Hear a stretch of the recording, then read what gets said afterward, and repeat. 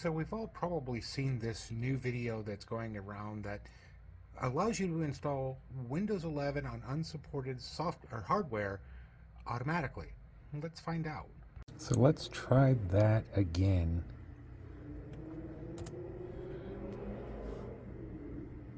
Okay. We shall see.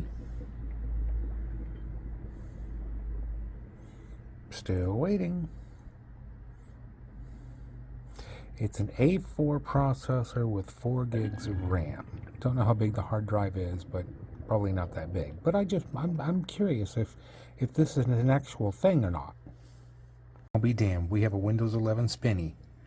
And it's actually starting. That's pretty cool. Well, we've gotten this far. Well, we've made it this far without an error. There's the reboot. There's the Spinnies following the reboot. Yep, it says starting services. Getting devices ready. To note, there's no Ethernet, no Wi-Fi. Still going. It's been about 7 minutes. Well, it rebooted. It came up to just a moment. Well, it's doing something. The screen has changed colors. And there's the Windows 11 logo. Like I said, I knew it was going to be slow because it was an A4.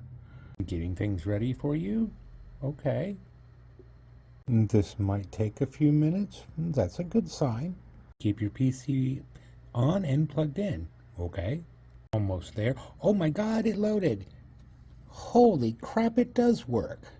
And literally, there is absolutely nothing in the start button.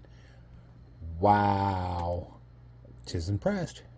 I have it connected to the Wi-Fi. We're going to download all the necessary updates. But yeah, that was pretty interesting. Slow because obviously it's an A6 or an A4 processor with only 4 gigs of RAM, but it actually installed it.